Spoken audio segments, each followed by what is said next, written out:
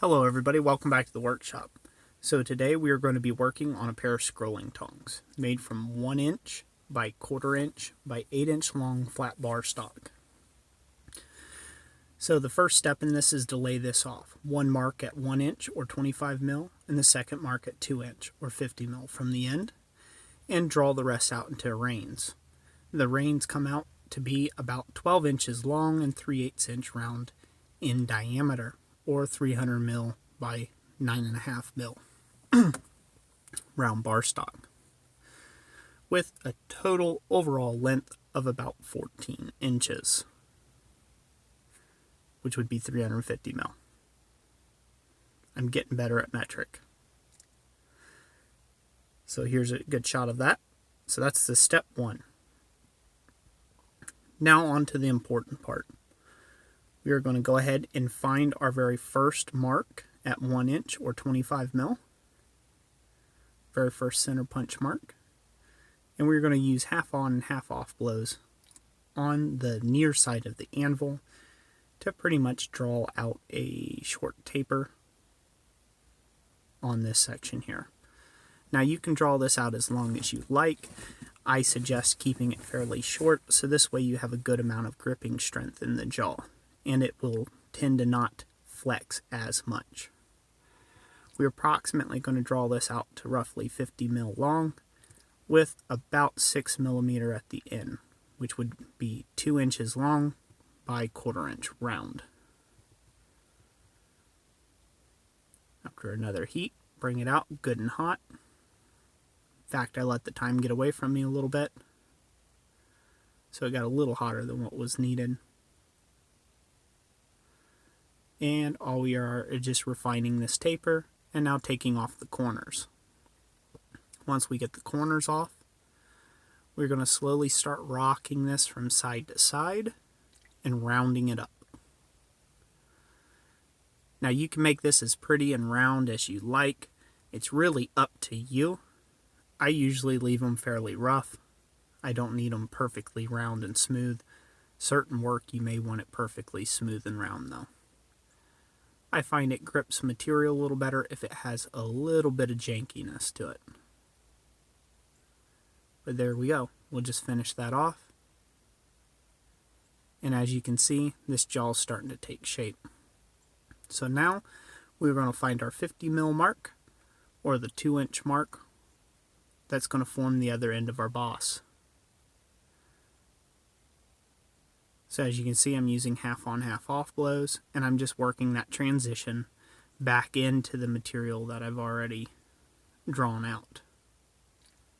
We'll round off the front of the boss. This isn't a necessary step, but people like it. It seems to look a little prettier, so looks like a little more completed jaw. So we're just rounding it up a bit. Totally not functional at all. Planish your surfaces, and there you go. You want to make sure to keep the boss area at the original parent bar thickness of 6 mil or 1/4 inch. Do not thin the boss area too much. It's what's going to take most of all your stresses. And there's 1/2 of the jaws.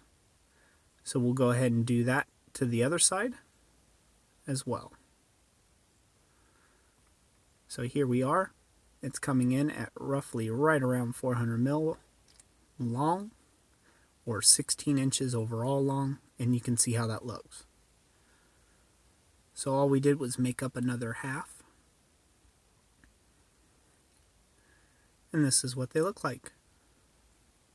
We went ahead and rounded it up quite a bit more, the handles to 3/8 round and or 9.5 mil.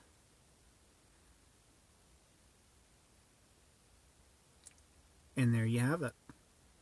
Nice and together. As you can tell, the tongs, the jaws don't fit together just yet. And if I turn them on like that, they're not aligning either. We take care of that in the next step. No need for making offsets or unnecessary offsets when we do that when we set the rivet. So for this particular pair, I decided to take and choose a 3/8 inch rivet or 9.5 millimeter rivet. And I forget the length, but I want to say it was a 1 inch long rivet or 25 mil long. That should provide you with just enough material to get clean through both halves of the tongs and produce a really nice head on the other side of the rivet. So we'll bring it over the anvil and we will set our rivet cold first. Now I set all my rivets cold and then I hot work them when I set my jaws and adjust everything, my final tweaking. These are factory made rivets, and so factory made rivets come pre-annealed from the factory. So they're very soft and pliable, and you can take and cold rivet them like this with not a whole lot of effort at all.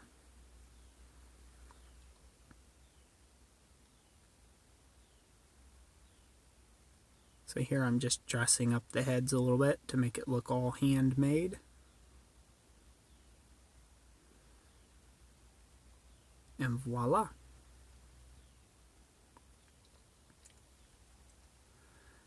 Next step in this process, we'll go ahead and heat this thing up. And you want to work this very softly and slowly until the handles start coming together.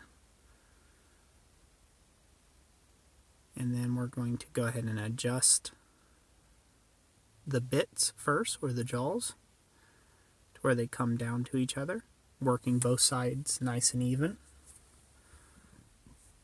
And we are also going to align them at this point. This is why I said it's not necessary to take and make sure that there's an offset or align the jaws unnecessarily so, because you're going to be doing all that in this step anyhow. You're going to align the reins, you're going to align the jaws, you're going to get everything straight and plumb and true. And so it's just an added step that's not needed. And there we go.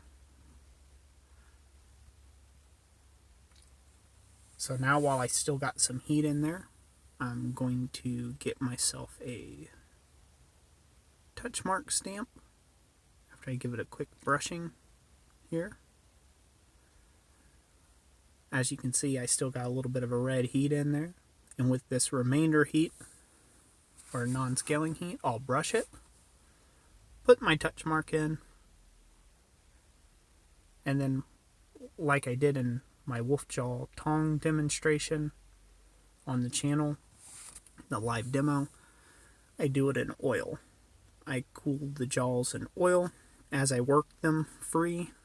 This seems to build kind of a seasoning on the tongs, and it works quite nicely. As you can see, I was trying to struggle to balance this a little bit.